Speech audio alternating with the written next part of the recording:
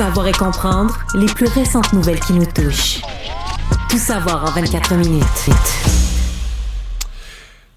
Alexandre, je te regarde puis je repense à ça te dégoûte vraiment les barres horizontales là, Regarde, on peut-tu s'entendre pas plus que 4 pieds dans les airs. Comme ça limite un peu le mouvement du bras vers le haut. On garde l'aisselle fermée à moins de 90 degrés. Exactement. Il faudrait mettre les profs d'Harvard là-dessus. Peut-être un prochain article, okay, Mario, tu feras un suivi avec nous. Suivi. Prime, excusez-moi, prime pour les fonctionnaires. Oui, et c'est pas un poisson d'avril, là. À partir du 1er avril prochain, il y aura une prime de fidélité pour les fonctionnaires qui restent plus de tant d'années au sein du même ministère. Ça peut aller jusqu'à 800 $, Mario. J'espère que Pierre-Carl Pelado est à l'écoute, mais c'est ma 13e année. Là, 13e année. TVA, LCN. Oui, moi, c'est ma 11e année. Bon. On donne des idées comme ça, peut-être. La grosse différence, c'est ça. On dirait que c'est plus rare dans le privé, ça. Que de l'argent apparaît comme ça. Tout, pouf, pouf. Mais tu parles du privé, c'est une des raisons pourquoi on a instauré ce genre de prime-là, c'est pour contrer un peu l'attrait du privé, l'exode vers le privé, les départs. On veut stabiliser un peu le personnel. De la façon que ça va se passer, il y a une gradation. Là. C'est pas 800$ en partant. Si vous avez, par exemple, si vous êtes fonctionnaire, vous avez passé 3 années au sein du même ministère, 3 années consécutives, là, c'est 300 $. 5 ou plus. Tu commences à avoir des primes à 3 ans. Oui. 3 ans, c'est une éternité dans une carrière. Oui, continue. Et ça peut aller jusqu'à 800. Et ça peut aller jusqu'à 800, Mario. C'est une entente sur les conditions de travail qui a été acceptée par les 27 000 membres du syndicat de la fonction publique et parapublique du Québec. Donc, cette prime de fidélité-là. On veut aussi, oui, contrer l'exode vers le privé, mais éviter le mouvement des fonctionnaires entre les différents ministères et entre les organismes aussi du gouvernement. C'est sûr que ça, c'est une plaie, là. Je veux dire, et même je l'ai vécu comme député. Des gens venaient me voir. Okay. Là, il y avait un dossier. Je vais donner un exemple qui venait souvent, des dossiers de CSST. Oui.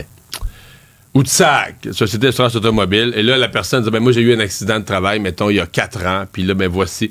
Et une des choses qui était frappante, tu dis, mais, mettons, ça fait 4 ans que votre dossier est à l'étude. Vous êtes rendu au 9e agent ou au 9e fonctionnaire différent. C'est jamais le même. Hein? Et là, donc, ça veut dire que la personne, là retourne, ouais, cet agent-là, il travaille plus ici. Là, c'est moi, j'ai pris sa place, j'ai pris ses dossiers. Donc là, la personne repart à 0. Compte son histoire, compte son accident, compte qu'à la première étape, là, le médecin a fait de la mauvaise diagnostic. Parce que souvent, les histoires qui se ramassent au bureau du député, c'est parce qu'il y a eu des particularités, des erreurs commises en cours de route par quelqu'un, par un fonctionnaire. Fait que là, la personne, là, l'histoire est de plus en plus longue. Là, c'est comme... c'est comme la chanson de la souris verte, t'en rajoutes à toutes les fois. Fait que, tu sais, là, la personne raconte toute son histoire. Puis là, 6 mois après, j'ai un nouveau fonctionnaire au dossier, on vient de m'assigner votre dossier, un autre. Et ce qui contribue à ce que les dossiers... En fait, ça contribue tellement à ce que les dossiers se règlent jamais que moi, à un moment donné, je me demandais, est-ce que c'est accidentel, tu sais, que là, parce que les gens changent de ministère, changent de plan... Ou est-ce que c'est carrément volontaire? Est-ce que ces organisations-là, pour une façon comme une autre de traîner le monde, tu sais, t'échanges d'agents, fait que là, s'ils étaient choqués contre l'ancien agent, ils repartent à 0 avec un nouveau. Là, le nouveau peut toujours dire, criez-moi pas par la tête, moi, je suis dans votre dossier depuis une semaine seulement. C'est pour ça, Mario, qu'à l'impôt, on n'est jamais capable de parler. C'est encore ça. Non, c'est parce que moi, je suis vieux quand j'étais député. Les méthodes se sont raffinées. Les méthodes se sont raffinées pour traiter le public. Maintenant, t'es plus capable de parler à personne. C'est encore bien plus simple que dans mon temps de te faire niaiser. On va rester dans l'appareil public puis dans les négociations. Ce qui retient l'attention cette semaine, c'est cette première offre qui a été déposée aux médecins de famille. Et là, il y a eu beaucoup de réactions, des réactions politiques, mais des réactions syndicales aussi auprès de la FMOQ. 3 axes, là, si je résume. Bon, le gouvernement veut changer la façon de prendre en charge des patients, c'est-à-dire que l'espèce de promesse qu'on a trop souvent entendue, Mario, un médecin de famille pour chaque Québécois, bon, c'est peut-être plus un GMF pour chaque Québécois, un accès en tout cas à des soins. Mais ça, on ne le promet plus, mais sincèrement, il y a un point, là, mettons, il y a 7, 8, 10 ans, tous les partis promettaient ça, et tous ces partis politiques-là, ils n'avaient pas fait leur maths au complet. Il y avait pas... Je pense qu'ils calculaient l'entrée de nouveaux médecins, puis ils disaient, là, on va en graduer tant, là, des universités... Ils avaient oublié, faut que tu regardes à l'autre bout. Ils ont quel âge, nos médecins?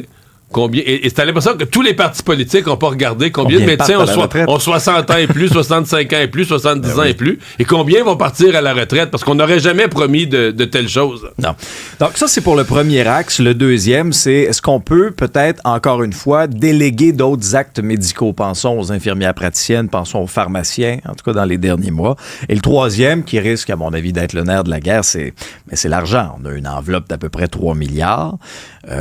À entendre Sonia Lebel, la présidente du Conseil du Trésor, puis le ministre de la Santé, Christian Dubé, Mario, pas sûr qu'il va y avoir davantage d'argent pour l'instant, parce qu'actuellement, dans leur esprit, les Québécois n'en ont pas pour leur argent. Ouais.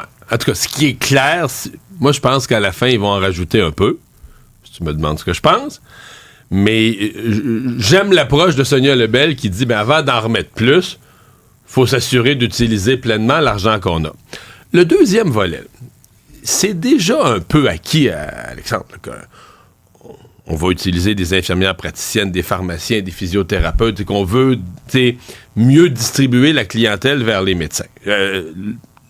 Amener aux médecins uniquement les cas qui requièrent un médecin, puis mieux distribuer la clientèle pour libérer les médecins d'une partie de leur travail. La question qui se pose maintenant, parce que là, on est dans une négociation de rémunération des médecins, est-ce qu'on pourrait aller jusqu'à dire aux médecins, tel type de problème de santé, ça devrait être vu par une infirmière praticienne, ça devrait être vu par un pharmacien. Donc, toi, si tu le fais, là, tu vas être payé comme un pharmacien. Tu seras plus payé comme un docteur. Ça vaut tant. Puis quand le pharmacien fait ça parce que les pharmaciens sont pas beaucoup payés pour leur consultation, c'est très peu, là. Mais le pharmacien, mettons, il est payé, j'invente un chiffre, mais 15$ pour faire ça à son cabinet. Fait que toi, docteur...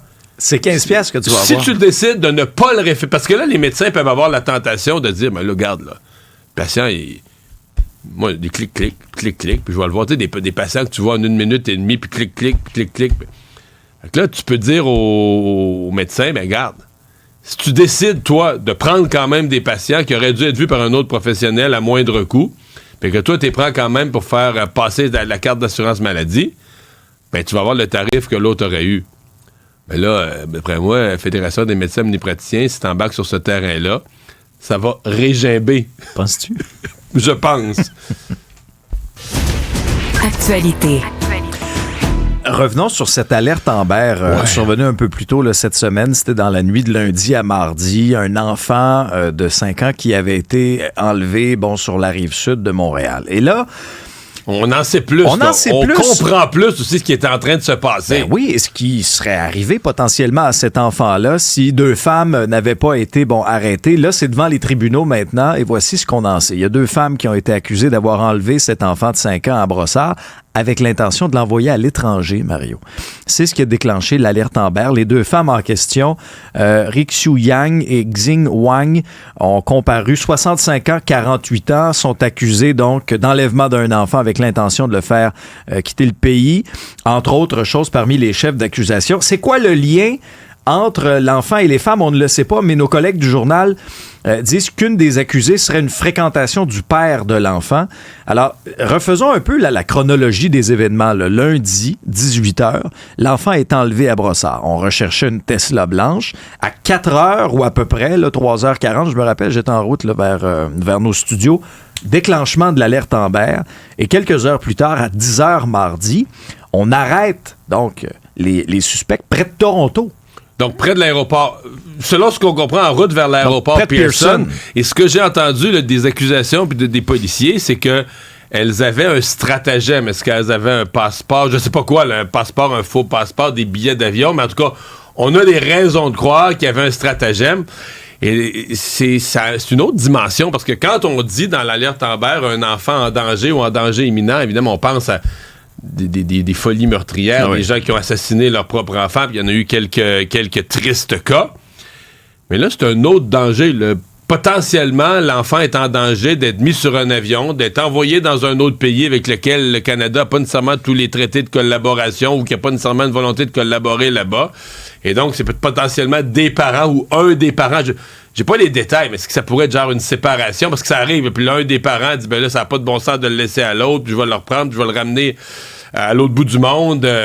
Donc, c'est disons que c'est un cas différent, assez unique. Puis bon, on a quand même beaucoup d'immigration au Canada, énormément de gens qui viennent d'autres pays. où les séparations en partant culturellement sont pas acceptées comme ici.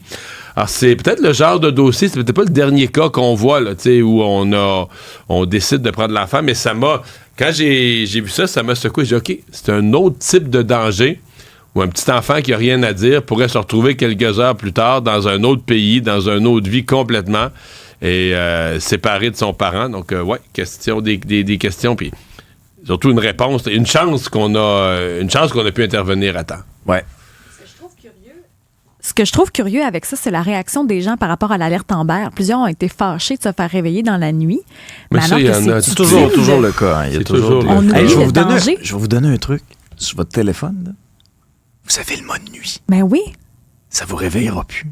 Dans le mode nuit, l'alerte Amber, parce que même si ton téléphone est sur silencieux, est-ce que l'alerte Amber sonne quand même? J'ai posé la question à certaines personnes de mon entourage, puis eux, ils l'ont pas entendu parce que leur téléphone était en mode silencieux. Ben, ça semble être mon cas. Moi, je l'ai pas entendu. Mon téléphone, je le ferme la nuit, je ferme le son, là, pour pas entendre toutes les petites notifications. Ouais, parce que ton téléphone doit sonner, c'est un moyen temps quand même. Ben, les notifications, je suis abonné à tous les sites de nouvelles du monde. Et moi, ça vibre. Mon cellulaire est toujours sur vibration. Moi, ça a juste vibré.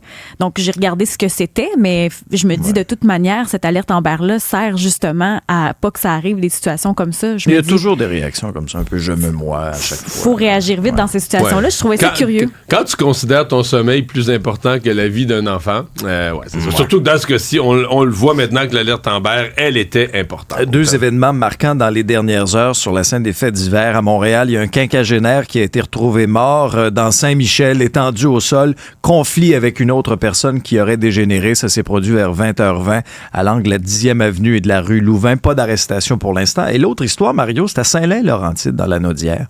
Un homme dans la cinquantaine atteint par plusieurs projectiles. Il y a des témoins. Plein milieu de la journée. Hein. Des témoins qui disent avoir entendu des tirs, avoir vu un véhicule filer à vive allure. Donc, Saint-Lin-Laurentide, ça a provoqué toute une commotion dans cette municipalité-là de la Naudière. Pas d'arrestation pour l'instant, mais tu comprendras que ça a créé des coups de feu dans une petite ville à 3h30 l'après-midi. C'est certain que ça cause tout un émoi.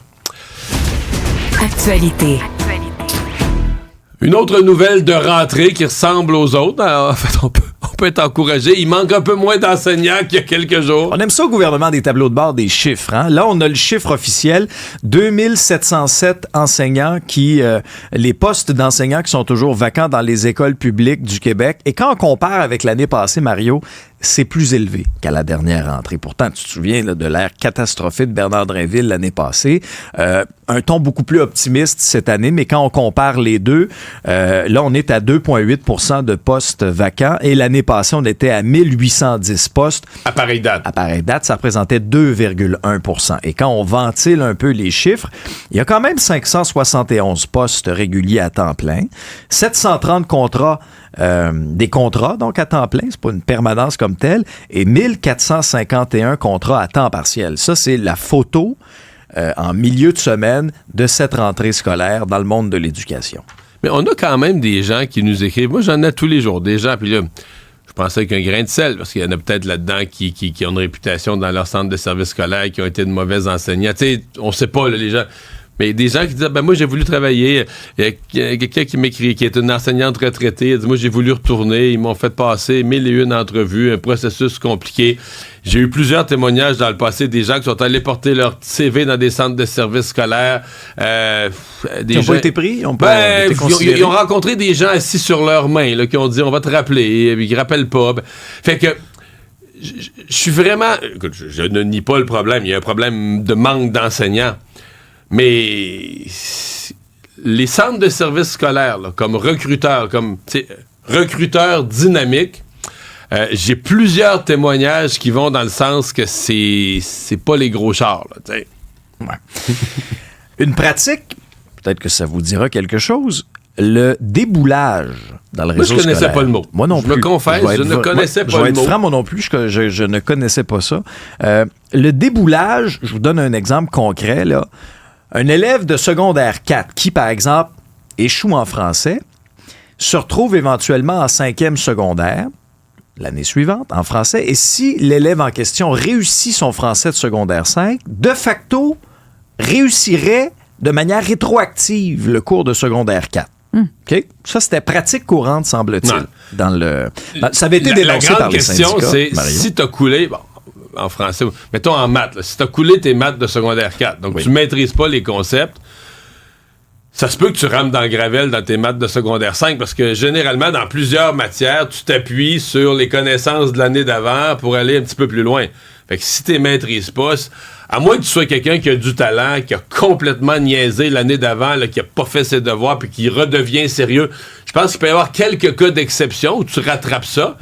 Mais dans la grande majorité des cas, je sais pas, moi, ma crainte, c'est que si tu maîtrises pas les notions de l'année précédente, ton année d'après, ça va être un calvaire. Là, tu comprendras jamais rien. Puis tu vas en arrêter. Non, mais... Il me semble que c'est la logique. Même Mario, puis tu sais, regarde, moi, j'ai 38 ans. Bon, fait que moi, mon secondaire, faut remonter à au-delà de 20 ans. Mon primaire, à encore l'époque, plus on loin. coulait, là. À l'époque, il y avait un moi, échec. j'ai jamais rien coulé, là, mais à l'époque... De mémoire, s'il y avait un collègue de classe qui passait pas son cours de maths, ben il passait pas son cours de maths. Mais Il il le reprenait, reprenait, puis après ça, ben, il finissait un petit peu plus tard. Les temps ont changé. Hein? Mais ça, Bernard Drinville a dit, c'est fini. 2024-2025, cette pratique-là. Le déboulage va disparaître. On ne déboule plus. Non, on ne déboule plus. C'est terminé. Le monde. Ah, il y aura plusieurs Américains qui seront arrivés devant leur téléviseur ce soir. Première entrevue pour Kamala Harris, la vice-présidente et la candidate démocrate en vue de la prochaine élection présidentielle. Entrevue sur CNN, mais ça va être une entrevue... Avec une particularité, je vais te laisser la dire, puis je vais te faire mon commentaire après. Une entrevue à deux. Dans le sens que c'est pas une entrevue, ce qu'on appelle un one-on-one. Là. T'as l'animateur et t'as la personne interviewée. Dans le cas-ci, bon, c'est la journaliste Dana Bash qui va assurer l'animation. Mais ça va se faire avec le colistier de Mme Harris, Tim Walz aussi.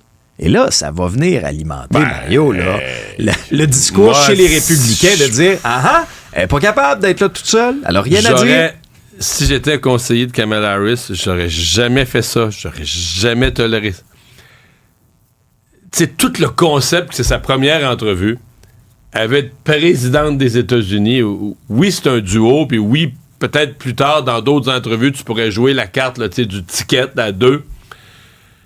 Mais là, faut qu'elle aille, à mon avis, il fallait qu'elle aille établir sa solidité, qu'elle aille démolir, parce que ça circule quand même, là, qu'elle est plutôt faible, qu'elle est bonne, sympathique, à la limite en discours, elle l'apprend par cœur, elle le prépare. Un télésouffleur. C'est ça, mais quand il s'agit de répondre à une série de questions, là, puis des questions pas prévues, une sur l'économie, puis une sur ceci, puis une sur la dette, puis une sur Israël, puis l'autre sur l'Ukraine, puis d'être capable de fournir des réponses ramassées, logiques. Je veux dire... À la limite, préparez-la 48 heures pour l'entrevue, mais envoyez-la seule. C'est elle qui veut devenir présidente. Alors moi, je trouve que c'est une erreur stratégique, une espèce d'aveu de faiblesse. Je vois pas comment ça peut être payant pour elle. En langage de construction, là, on dirait qu'elle est brisée. Là. T'installes un poteau, t'as peur qu'il tienne pas, tu dis on va le briser. Là. J'aime l'image. Avec Tim Walz, qui a quand même aussi, qui s'exprime bien, qui est quelqu'un qui est... c'est l'image. Que plusieurs Américains ont découvert depuis la Convention démocrate. Ça reste que moi, c'est l'image stratégique. Le vote, là, tu votes pour une personne que tu veux forte, là, comme président ou présidente. Par contre, il y a des gens qui ramassent de l'argent pour Mme Harris. Ça, c'est particulier parce que Taylor Swift ne s'est pas encore prononcée, puis on aimerait ça qu'elle réagisse parce qu'il y a plusieurs sondages qui disent que quand les vedettes... apportent leur support, que ce soit pour les démocrates ou les républicains. Ouais, mais Taylor Swift, c'est pas une vedette, là. C'est une méga star mondiale. C'est une star d'influence, parce qu'elle n'est pas juste perçue comme elle chante bien, elle est perçue comme elle est intelligente, elle a réussi, mais elle gère sa propre carrière. Donc, à mon avis, son opinion politique, c'est d'une valeur supérieure à juste quelqu'un, il est drôle, il est sympathique, il chante ou elle chante bien, mais c'est Taylor Swift, c'est un autre niveau. On les appelle les Swifties, là. C'est pas... Puis, en plus, dans le documentaire qu'il y avait eu contre elle, sur elle, par exemple, il disait, Taylor Swift s'était fait dire toute sa vie de ne pas dire son opinion, justement. Sois belle et tais-toi, c'était un peu ça, là. Donc, avec le temps, on se rappelle qu'elle s'était opposée contre Donald Trump à un certain moment, il y a plusieurs années, mais pour cette campagne-ci, elle n'a rien fait. Par contre, les Swifties se sont rassemblés cette semaine sur Zoom et ils ont amassé déjà presque 188 000 $ canadiens pour la campagne de Kamala Harris en disant... on suppose que Taylor Swift prendrait de ce côté-là, ce camp-là démocrate. plusieurs pensent que c'est quand même l'arme secrète. C'est-à-dire qu'à un moment, là, il est trop tôt, mais à un moment stratégique. Parce que Taylor Swift s'adresse beaucoup aux jeunes. Oui. On dit les jeunes ne votent pas. Les jeunes sont peu politisés, les jeunes ne votent pas. Mais si tu veux une intervention efficace, à mon avis, il faut que tu l'amènes la plus proche possible de l'élection. C'est à un moment. Si tu leur dis 2 mois d'avance, là, c'est ce qu'ils appellent en anglais le call to action, là, l'appel à faire quelque chose, on fait quelque chose, la gang.